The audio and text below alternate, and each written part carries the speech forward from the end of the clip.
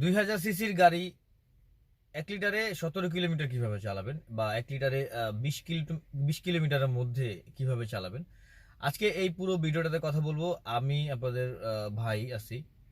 তো আমি যেই গাড়িটাতে বসে আছি সেই গাড়িটা হচ্ছে টয়োটা স্কয়ার হাইব্রিড গাড়িটা। এই গাড়িতে প্রথম আহ, প্রথম প্রথম যখন গাড়িটা আনা হয় তখন 1 লিটারে 7 থেকে 10 কিলোমিটার গাড়িটা চলতো। আমি একটা ভিডিও করেছিলাম অনেক দিন আগে, তখন এই গাড়িতে 10 কিলোমিটার চলতো। কিন্তু আমি আস্তে আস্তে এই গাড়িটাকে 17 থেকে 18 কিলোমিটার পর্যন্ত আমি এটাকে নিয়ে আসতে পেরেছি।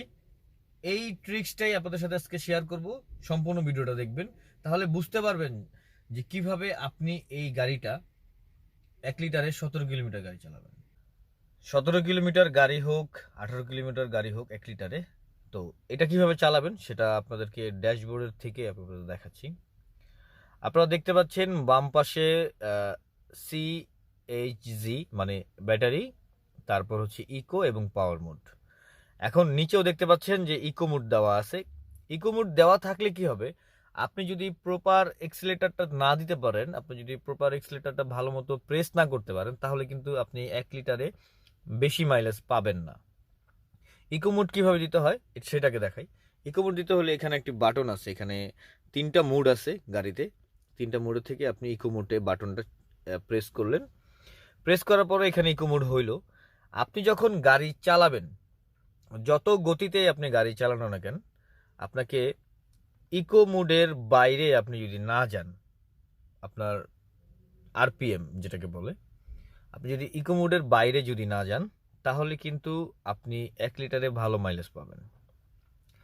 এক্সিলেটর যখন দিবেন তখন একটু অল্প করে এক্সিলেটর দেওয়ার চেষ্টা করবেন।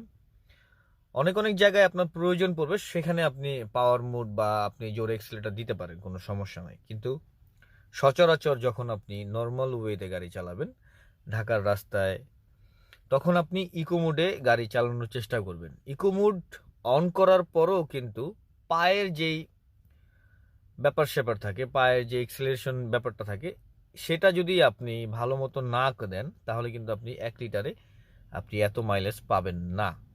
বুঝতেই পারলেন যে কিভাবে ইকো মোডে গাড়িটা চালাবেন। তো গাড়ি চালানোর সময় আপনি যদি এই জিনিসগুলো একটু খেয়াল করে গাড়ি চালান, তাহলে কিন্তু আপনি আপনার যেই গাড়িতে বসে আছি এই ধরনের গাড়িগুলা আপনি কিন্তু ভালো মাইলেজ পাবেন। কারণ আমি এর আগে যে একটা ভিডিও করেছি আপনাদেরকে দেখাচ্ছি, ওই ভিডিওতে 10 কিলোমিটার আমি গাড়ি চালাতাম। তখন আমার কাছে মনে হলো যে আমি এটাকে একটু বাড়াই, কিভাবে 1 লিটারে অনেক বেশি কিলোমিটার যাওয়া যায়। এবং আপনারা দেখতে পাচ্ছিলেন যে আমি আমার গাড়িতে যেই পরিমাণে তেল আছে ওই তেলে আমি কত কিলোমিটার যেতে পারবো। একটা ভাই আমাকে প্রশ্ন করেছিল, ভাই আমার কাছে একটা ছবি পাঠিয়ে আমাকে বলেছিল যে আমি এই তেলে কত কিলোমিটার যেতে পারবো। তো তাকে আমি অবশ্যই মেনশন করব যে আপনি এই বিষয়টাতে যদি এভাবে জানতে চান, তাহলে আমার বিগত যে ভিডিওগুলো আছে আপনি একটু চাইলে দেখে আসতে পারেন। ভিডিও লিঙ্কেও ডেসক্রিপশনেও আমি লিঙ্ক দিয়ে রাখবো।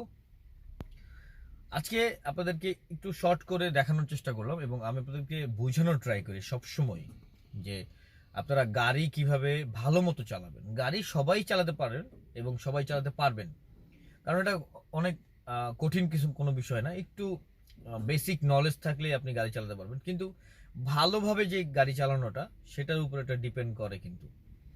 তো আজকে এই পর্যন্তই। ভালো থাকবেন সবাই।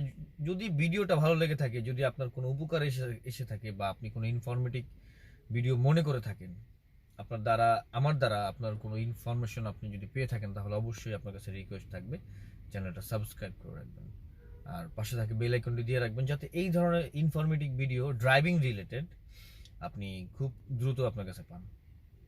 ভালো থাকবেন সবাই, সুস্থ থাকবেন। আল্লাহ হাফিজ।